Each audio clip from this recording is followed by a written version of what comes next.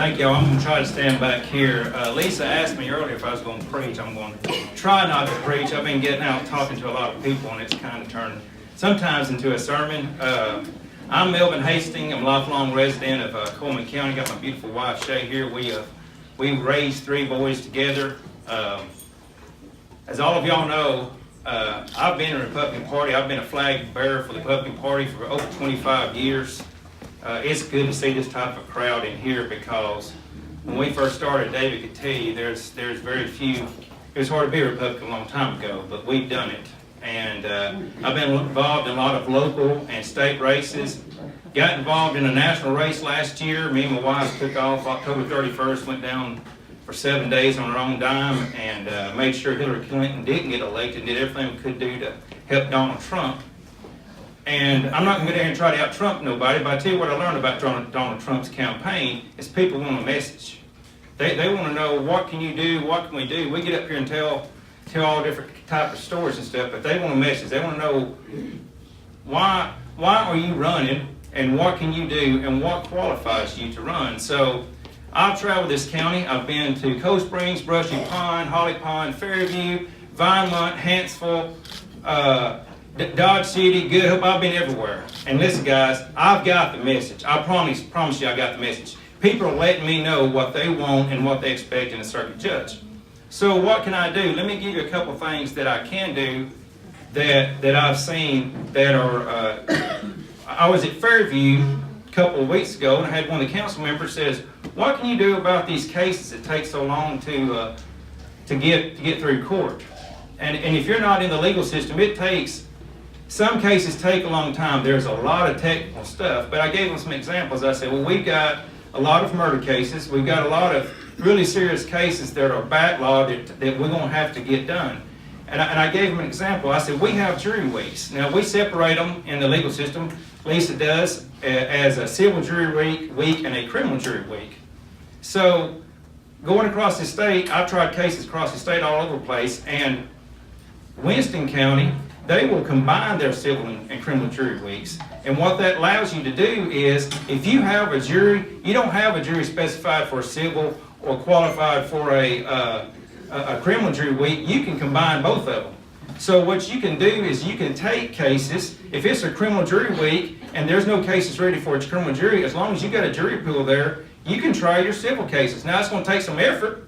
You're going to have to get out and get with the attorneys. You're going to have to start 2 or 3, maybe a month ahead and make sure everybody's ready to get those cases done. But that is a way of getting cases moving along. We don't have to. I had somebody the other day told me they're frustrated. They got called for jury trial or jury week. Jury duty came up there and sit there for two hours. All the cases got settled. And then they went home. That's the whole jury week that's just wasted. And we can do something to fix that. You have to be proactive about doing it. Another thing that I see that I've heard is an issue, and Cullman Tribune come out with an article about the bonds being reduced and different things for some defendants. And I know that there's a lawsuit that's involved with some of these bond issues.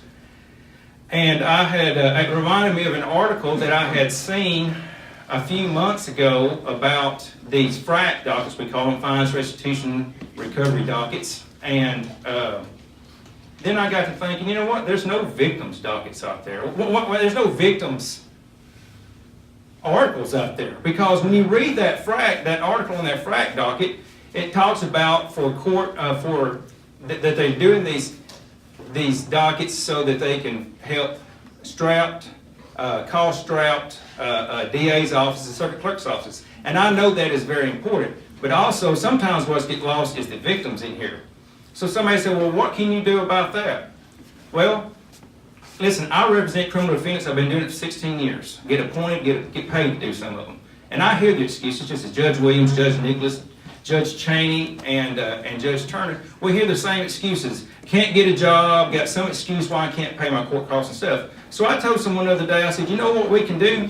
Sheriff Matt Gentry runs a very good employment office, and he does. He's got a good employment agency over there. You can go over there, and he'll get you a job. If people wants a job, he can get you a job. And I told some people, you may have to spend the night in jail, but he'll put you on work release. Another thing is, every Friday, if somebody's not working and they can't afford to pay their court costs, their restitution, and I'm concerned about court costs because that's what funds the offices. You have to have the court costs, but we also have to have people get their money back because remember, these criminals are in jail because they've done crimes to somebody and they owe them money. They've destroyed their stuff, they stole their stuff or whatever else. So if you're not working, I guess you can come to me on Fridays and we'll talk about working, talk about get your job, we'll talk about where's your money at, how do you get this money, and how are you going to pay these people back. Why am I so passionate about it?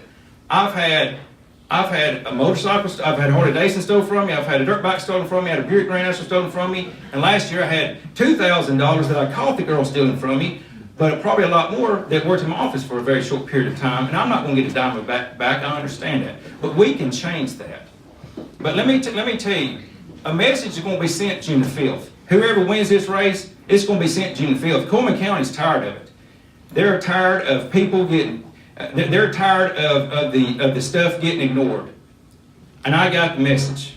And I'm going to tell you one more thing about a case because this is very important. Because the other thing is, Melvin, what distinguishes you from your opponent? Why should we elect you? I'm going to tell you what, you will never see me ever err and disregard the law to help out a criminal. I will never do that. Never.